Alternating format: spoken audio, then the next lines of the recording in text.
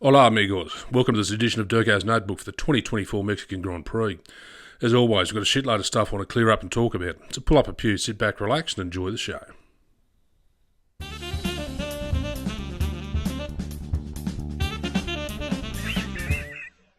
You wouldn't fucking read about it.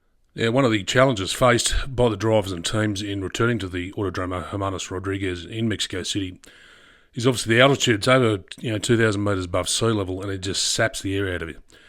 I know from personal experience when I went there, it just is hard to breathe. And one of the challenges, of course, is also the circuit itself, which came to fruition for Alex Albon, as I believe he was at fault for his free practice incident where he ran into the back of Bierman and destroyed his Williams. Now, you've got to think, it's going through the S's, but it's not that blind that you couldn't have seen the slower going Ferrari trying to get out of Albon's way to assist him. But clearly he didn't and caused that stupid accident, which cost the Williams team again more money in repairing a damaged car.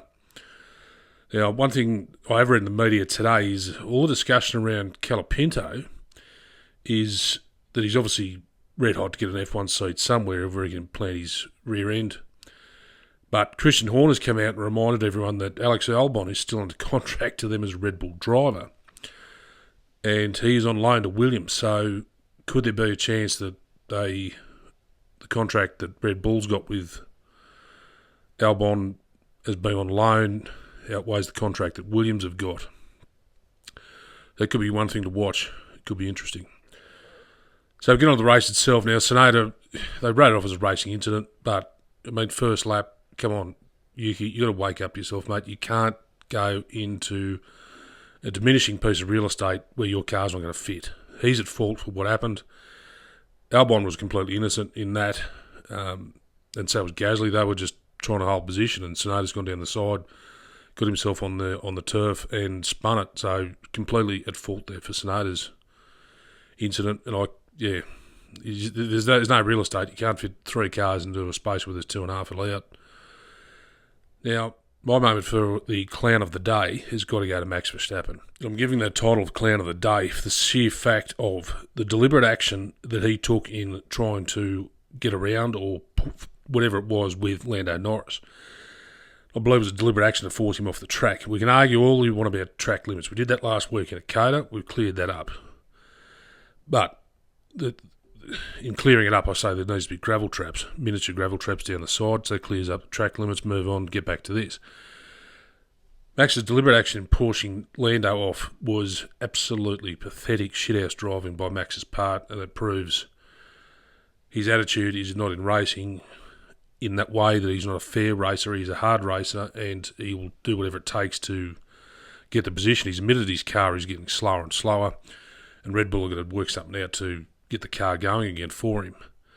Because Checo Perez, he's just had a shithouse weekend, couldn't qualify, just absolutely a weekend to forget for him. Or as Tim Smith said to me, it's a season to forget for Perez so far.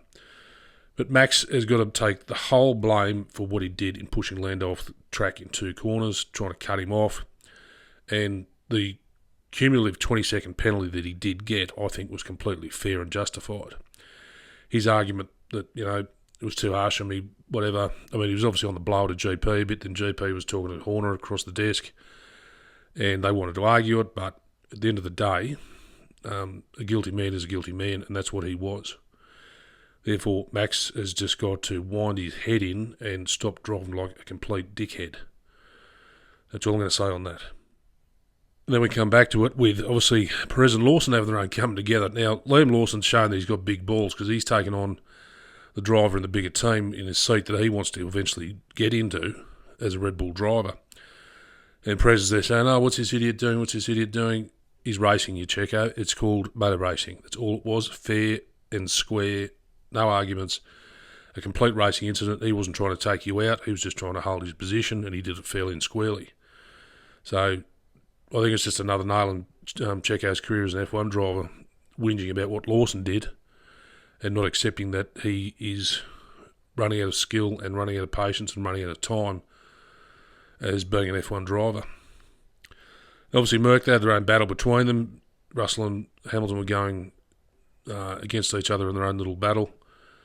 Now, I've got to give credit to Haas. They've done well this season under Ao Komatsu, and he's really turned that team around, as was said during the discussion by the commentators. He's completely re-engineered that team, and whatever he's done well. He's brought on Toyota Gazoo Racing as support for technical stuff into the future. Even though like Gunther is a great bloke, I've met him, I think Ao Komatsu is the better position as the team boss to steer Haas in the right direction and make sure Gene keeps signing the checks to pay the bills. Now, of course, Leclerc, he could have come home in second, but he had that weird off as he came into the last turn onto the main straight and almost bended into the wall. That was a very close incident. And obviously, Sainz, well done on the win. First Spanish-speaking driver to win a Mexican Grand Prix.